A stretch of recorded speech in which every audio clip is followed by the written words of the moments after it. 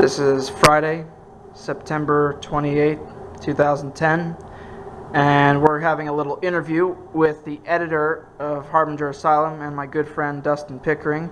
He's currently holding the latest issue of Harbinger Asylum in his right hand, and in his left hand is a copy of his second collection of poems, The Vanishing Point.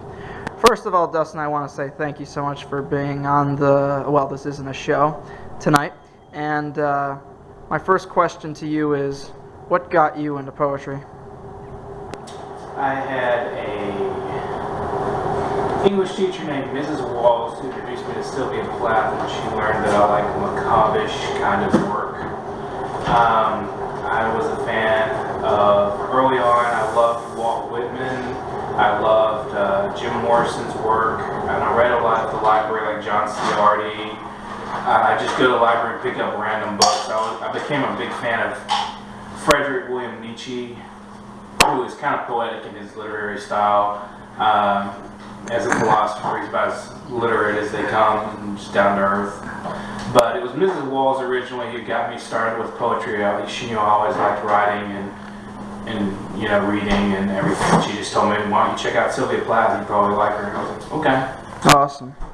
What drove you to start the Harbinger Asylum? What was the leading cause in that?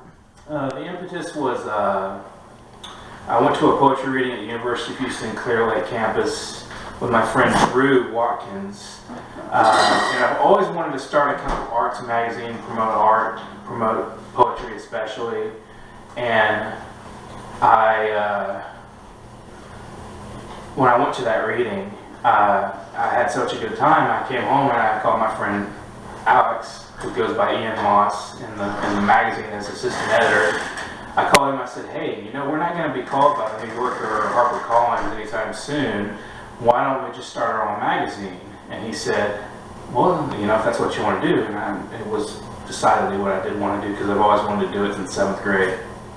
Nice. Tell me about this other assistant editor of yours. He is a long-haired hippie type. And what's he like? He's quite irritable, but he's a good guy at heart. He writes the political column. He also does a little, kind of he's putting in a good amount of money into this. Probably be about $350. Don't tell anybody, not your mother, not your father, not your grandpappy, because he recently bought the toner. So he is a very active part of Harbinger Asylum, but he doesn't contribute poetry. He just contributes the political column as far as writing, and he has contributed a poem called Nocturnal Worker. Nice. How'd you like it? I think he does a very good performance. It was inspired by the music of Tom Waits, and he does an excellent performance of it when he reads it. He does a kind of, makes it into a little song. As far as it on the page, it looks pretty good. It looks pretty even and nice. I liked it. Nice. Now, in no particular order, name your top 5 poets. As far as influencing me, or as far as favorites right now? You could do a top 5 for each. Okay. As far as my top 5 absolute favorites, I'd go with Pablo Neruda, Federico Garcia Lorca. It's kind of difficult to choose, to be honest with you. As far as influence, I would definitely go with Sylvia Plath, Jim Morrison, early stuff I read as a kid. Maybe Dante and Blake, absolutely. Some of the romantics. I love Keats. Shelley's is one of my favorites too. Yeah, definitely.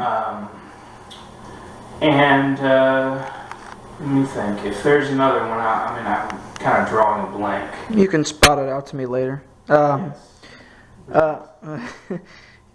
Tell me, what styles of poetry do you write? What style I write is it varies between it's most basically experimental free verse, but I do write I do experiment with form a little bit from time to time.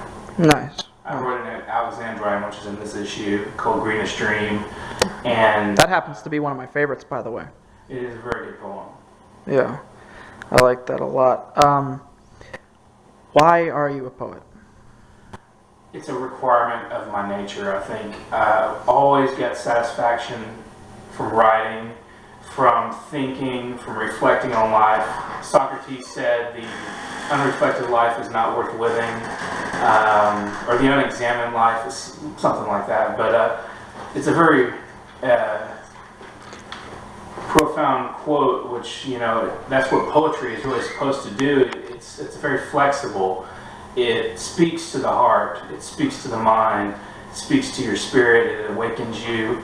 It brings you to a type of satisfaction that a lot of other arts don't. I mean, music, for it has music to it, but its music is a lot different than, you know, the style you hear, the audio kind of music. The music of poetry kind of puts you into an even kind of mode, you know. The Kale of Filiocht, right? It's Irish for music of poetry. Huh. I didn't know that. Oh yeah, just a little randomness thrown there at you. I am a random man. So, what are you currently working on? As far as your own work. I'm gonna hopefully soon have a book called The Alderman, which is a poem kind of dedicated to imitations of Jim Morrison, or the liberation of spirit that he inspired in me during the month of August this passing year, and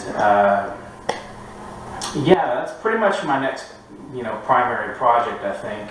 I'm also focusing on the next issue of this here, Harbinger Asylum.